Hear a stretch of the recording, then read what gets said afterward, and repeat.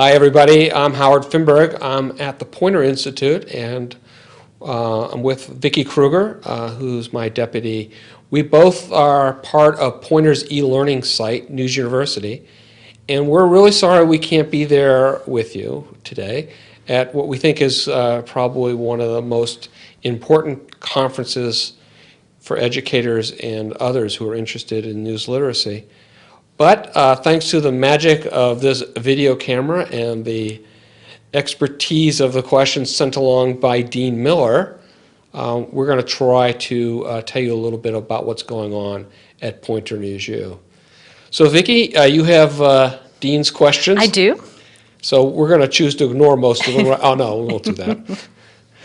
What does Dean want to know on behalf of the audience there? Sure. The first thing is what Poynter's doing in the area of news literacy and other e-learning. So can you give us a rundown of our curriculum? Absolutely. I think it's an expanding curriculum, and that's one of the things I like about it the most.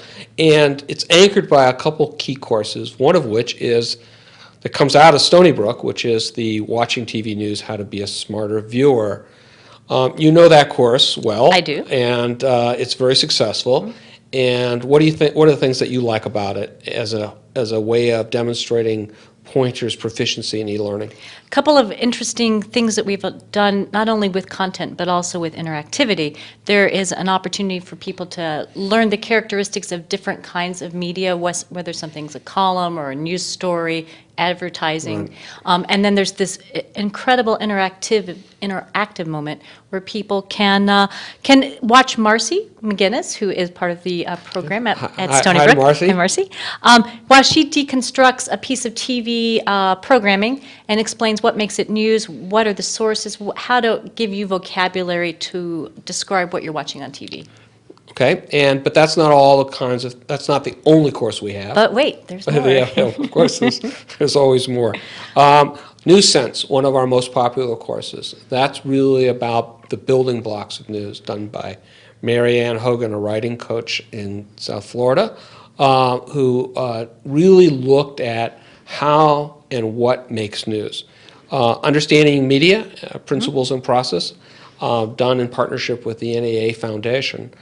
And plus we have two great games, the Be a Reporter game and the Be an Editor game, both of which help students understand the role that journalism plays in today's society.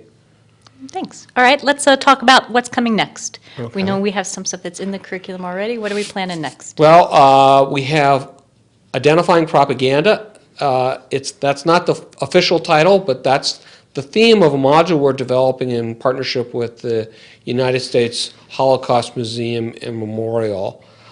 You've seen some of that.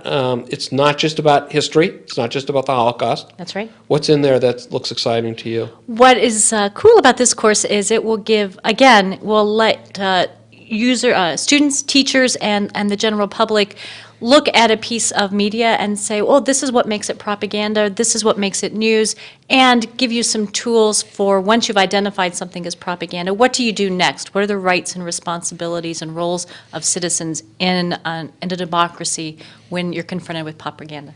And sometime this spring is when we expect to wrap that up. There's a lot of vetting going on in terms of that because propaganda, difficult topic, sensitive topic. We've got one working right now about sourcing and verification in partnership with RTDNA, their foundation, and then later we will begin work on something called Image of the Journalist. I wanted to say language of the journalist. That doesn't make any sense. Image of the Journalist. That is going to be a lot of fun to watch and learn from. We get a lot of, we see a lot of email, especially from high school teachers, about, oh, what are the greatest journalism movies of all time?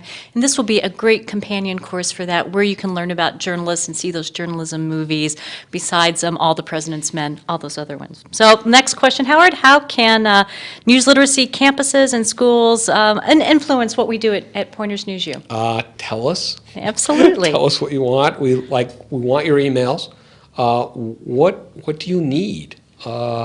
You know, I've gone through a lot of the syllabi around this topic, and I think there's a lot more we could do, but we need to know where we should put our priorities. I guess that's probably a good time to mention the syllabus exchange. Tell us about the syllabus exchange. Sure, that's one of the tools we have under the, you can find it in the Tools for Educators section.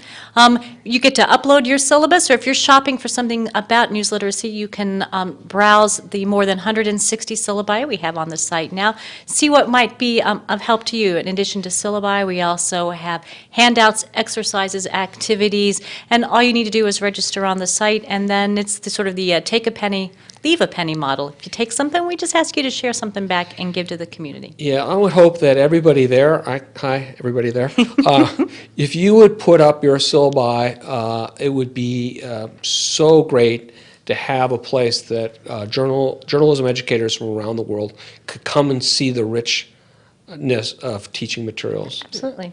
We have some other tools for educators. Yeah, what else we got? Well, we were going to talk a little bit about the way we can do assessments with our courses, including watching TV news. You want to right. explain that? Thanks to our friend.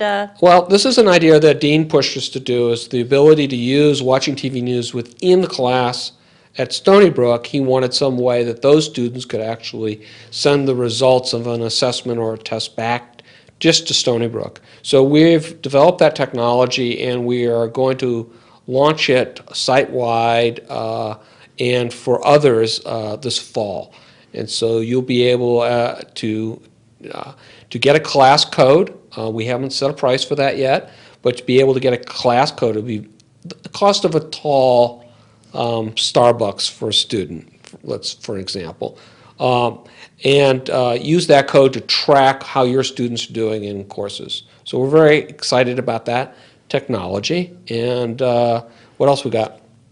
In terms of tools for educators? We also have a certificate program. So what we're building is a list of resources out of the content that we teach. So we can develop assessments on those courses.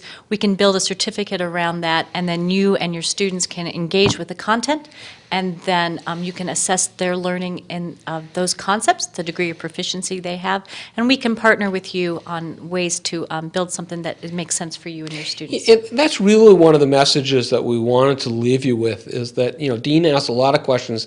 How can you do this? How can we do this? How can we get involved with Poynter? We want to partner, and so it's an email, it's a phone call, as Howie knows, and Marcy knows, and Dean knows that Poynter is very much in the partnership mode, especially around news literacy. We got another question from Dean. We do have another question. What lessons have we learned that might help you, and lessons that we've learned that help us as we continue to build out e-learning curriculum and other web-based tools? Interactivity, fun, and be aware that this has got to be of the web. It just can't be on the web. It's got to have some of that same feel of action and reaction, and a way of it's a different way of teaching.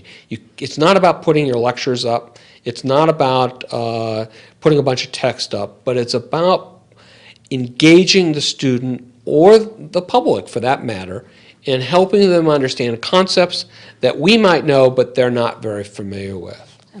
And one more question. What's the most important thing that the news literacy movement can do to scale up, to continue to reach more and more students and the public?